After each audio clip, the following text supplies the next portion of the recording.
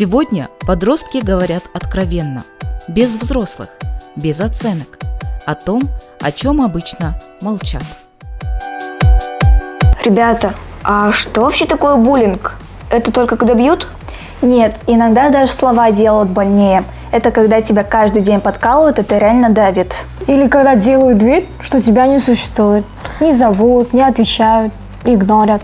А в интернете вообще жесть. Один комментарий, потом все повторяют. И взрослые часто говорят, это просто шутки. Но если тебе не смешно, значит это не шутка.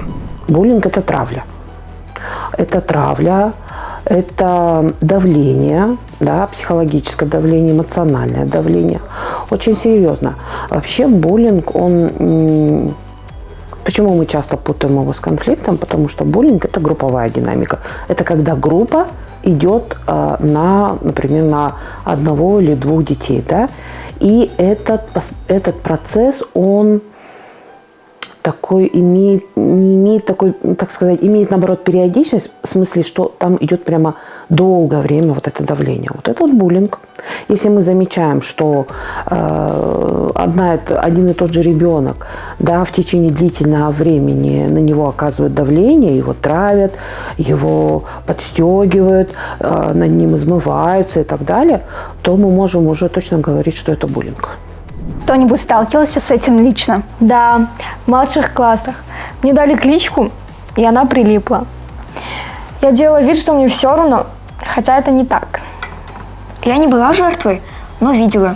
И самое страшное, что никто не вмешивался. Все молчали. Я тоже молчала, потому что боялась, что следующей стану я.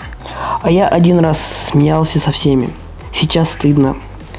Тогда казалось, если не с ними, то против них. Даже буллер, который оказывает давление, да, который является источником зла, да, так сказать, самый большой страх – оказаться на месте жертвы. И дети выбирают позицию молчания, дабы вот в эту позицию не сойти. Поэтому так вот происходит. А как вы думаете, что чувствует человек, которого травят? Одиночество, как будто бы ты один против всех. Ты начинаешь думать, что с тобой что-то не так. И появляется страх. Даже в школу идти не хочется. Самое плохое, когда думаешь, что никто не поможет. А почему вообще люди издеваются над другими? Чтобы казаться круче. Или потому что у них у самих проблемы. Или чтобы не быть жертвой самому. Иногда люди просто не думают, что ранят. Обращаться к взрослым, этот взрослый же не обязательно может быть учитель.